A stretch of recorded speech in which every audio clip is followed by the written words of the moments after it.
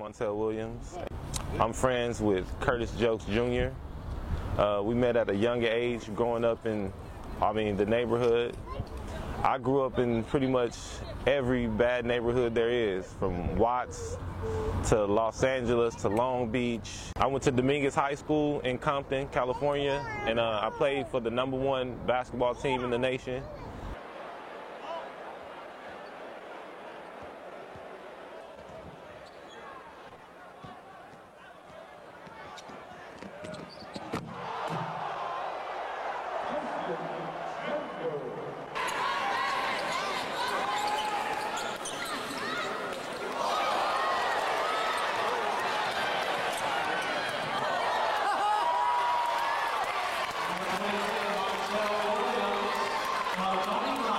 I didn't have a father growing up, and so Curtis Jokes Sr., used to look at me, just like one of his sons growing up. So whenever I was with Curtis, he would just take me on as one of his children as well, and, kind of mentor me and, try to tell me to do the right things, go to school, and just lead me to do positive things, instead of walking down the wrong path.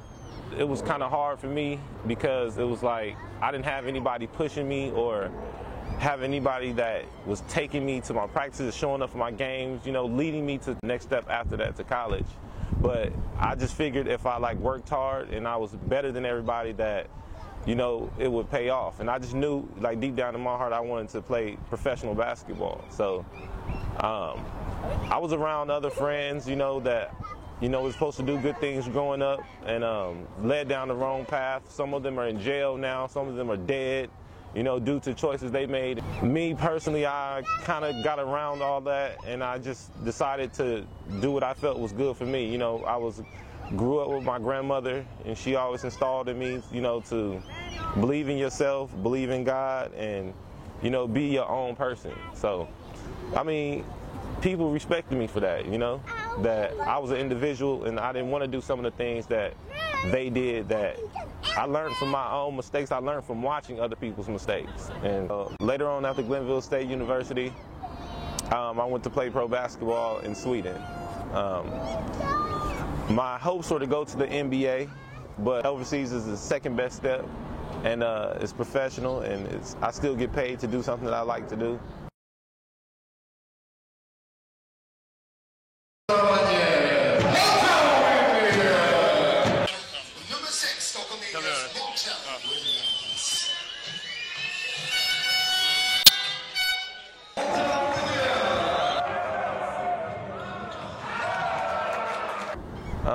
Biggest thing for me is that I would tell anybody is don't worry about fitting in and trying to be cool, because everything that everybody thinks is cool or, a trend, whatever you have it, doesn't mean that it leads to anything positive. It was tough, but I chose not to be a part of my environment, Every day I saw, gang members outside, early mornings, people doing things that, particularly they wasn't supposed to do, drug dealers.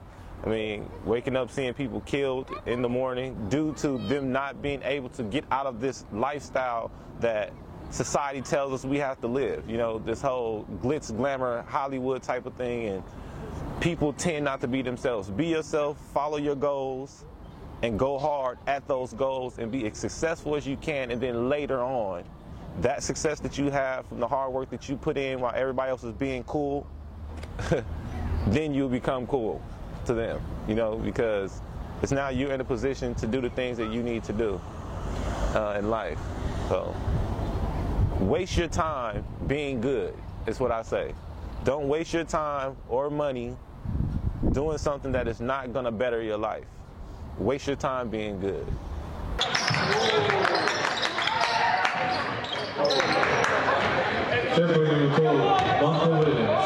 You have to really pursue that and not care what anybody else is saying about that, because in the long run, you're responsible for your life, basically. So, it was a hard road. It wasn't easy. It was plenty of times I wanted to give up, but I knew if I gave up, then it would be a weakness on my part, and I had to continue to go on and make something of myself, because I'm watching TV, what we see on TV is we seeing all these successful people, and it's like you want to be successful too, and the only way you can do that is through your own hard work.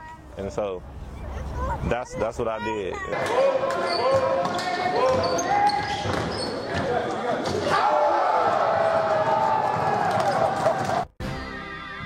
What it sound like? Daytona 500. Rack, work. He coming. Voila. Rack.